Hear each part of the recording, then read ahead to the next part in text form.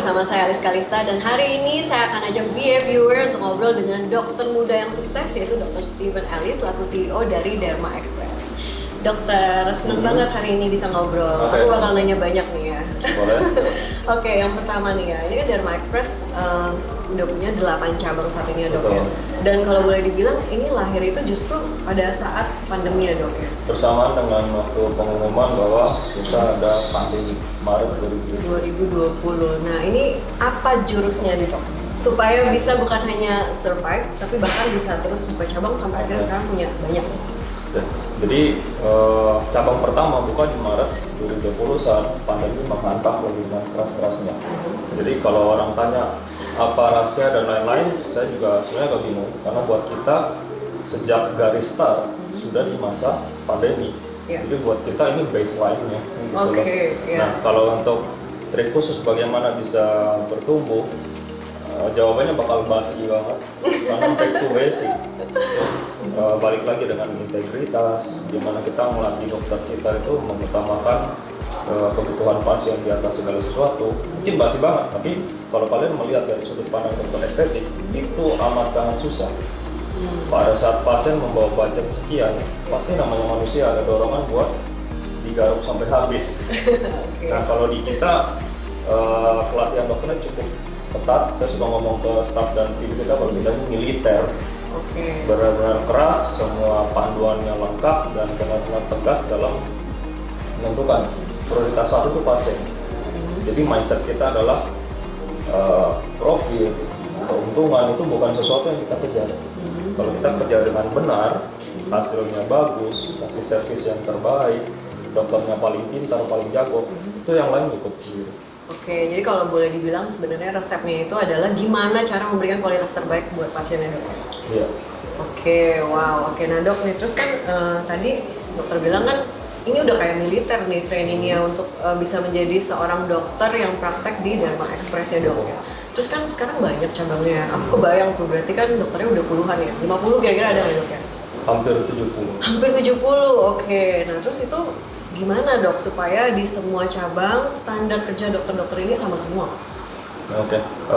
Dulu pada saat 1, 2, 3 cabang pertama saya bisa latih sendiri, terjun langsung. Sekarang sudah nggak mungkin. Jadi kita bentuk tim dan sistem supaya bisa mau masuk berapapun, buka kapanpun bisa langsung jalan. Jadi kuncinya di program trainingnya. Kita bukan cuma ngajarin dokter cara suntik, mindset, cara berpakaian, grooming semuanya ya. Grooming, cara menjawab komplain, cara menghandle sosial media, rambut disuruh pakai parfum, disuruh nge-gym, semua yang bisa kita ubah jadi baik pasti kita lakuin. Kalau besok ada yang kasih ide sebaiknya begini, kalau bisa kita lakuin, besok kita lakuin. Wow, oke, berarti dokter estetik itu memang harus mewakili dulu ya estetik gimana dia membawa diri sendiri ya. Kalau nggak gimana pasien mau percaya dok ya. Oke. Kalau untuk dokter yang mau praktek di Derma Express ini berarti dia butuh waktu kira-kira berapa bulan sih dok untuk melewati tahap itu semua sampai akhirnya oke, kamu lulus. Oke, untuk training basic kurang lebih 2 bulan. 2 bulan. Tapi masuk belum tentu lulus. Oke, berarti interview udah lulus belum tentu bisa. Belum tentu diterima. Masuk training kalau nggak sesuai standar tidak diluluskan. Kalau tidak lulus bisa di extend trainingnya atau di terminate. Wow, oke, berarti nggak gampang ya. Makanya pasien-pasien yang datang ke Derma Express itu udah pasti terjamin ya kualitasnya. Ya, kurang lebih seperti Oke. Nah dok, boleh dong kasih tips nih untuk dokter-dokter muda tadi gimana sih supaya bisa lulus interview, lulus praktek juga supaya bisa sukses kayak dokter Steven Ellis ini? Kalau menurut saya, mumpung kalau yang baru start, kunci pertama adalah integritas. Nggak ada jalan singkat di sukses di karir apapun saya rasa. Kalau ada yang singkat dan jalan pintas, pasti berlangsungnya tidak lama. Jadi yang pertama memang mengutamakan kebutuhan pasien di atas segala sesuatu. Jadi kalau pasien bawa budget 50 juta, kebutuhan wajahnya cuma 2 juta, nggak semua dokter sanggup cuma sell 2 juta. Jangan dia tahu ada 48 juta nganggur. Kebanyakan dokter akan sangat terpancing buat habiskan. Upselling ya pokoknya ya. Budget berapa pokoknya dihabiskan gitu ya. Itu karena namanya estetik mencari profit. Padahal belum tentu diperlukan ya sama pasiennya. Betul. Dan yang kedua harus keras sama diri sendiri. Setiap kali kita melakukan treatment pada pasien harus berani melakukan evaluasi objektif. Oke. Jadi setiap kali dulu saya ingat waktu praktek pasien baru 1 atau 2 per hari. Setiap pasien saya bikinin before afternya. Oke. Percaya nggak kalau itu hanya sedikit sekali yang melakukan. Kebanyakan udah pakai mata, oke bu, bagus ya, udah selesai. Tapi kadang apa yang kita lihat bagus di depan mata, waktu dibuat foto bisa jadi tidak ada perubahannya sama sekali.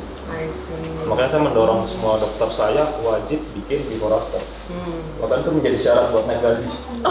Supaya bisa memaksa mereka lihat dengan mata kepala sendiri hasil tindakan kamu itu apa sih. Oke. Karena kebanyakan orang itu saat ini menilai hasil treatment dokter tuh by foto loh. Pada saat posting Instagram, kok nggak beda dok?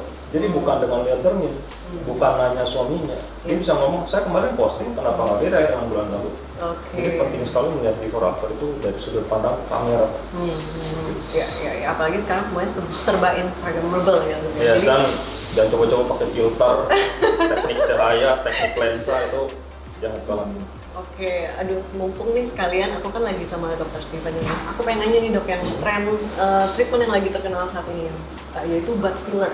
Oke. Nah, aku kan juga kepengen juga tergoda ya, pengen nyoba ya dok ya. Karena ngelihat hasilnya, kok kayaknya keren banget ya, sempurna banget gitu ya. Tapi kan ini topik yang agak sensitif banget gitu ya. Tapi aku pengen nanya dok, penasaran nih sebenarnya, mungkin mewakili juga dari viewer yang punya pertanyaan nih. Kalau misalnya itu bagus kan, dilihat bagus di foto, nanti kalau pakai bikini tuh wah keren banget deh, pokoknya ini berisi gitu ya dok ya. Tapi kalau misalnya untuk sehari-hari ya, misalnya dipegang-pegang atau diremes-remes, itu gimana dok?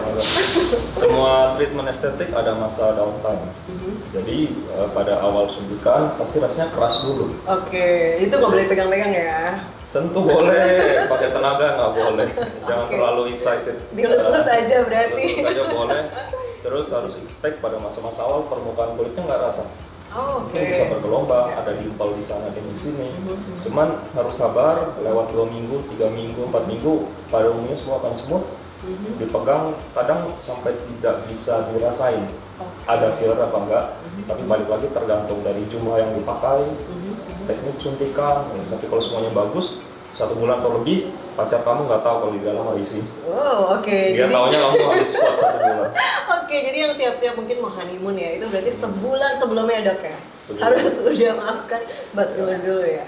Oke, kalau gitu dok, thank you banget ya for tipsnya, insight-nya tadi, semuanya pastinya bermanfaat juga untuk viewer, buat aku juga. So, kita ketemu lagi ya di Beyond Aesthetic Watch Now. Oke, see you, bye!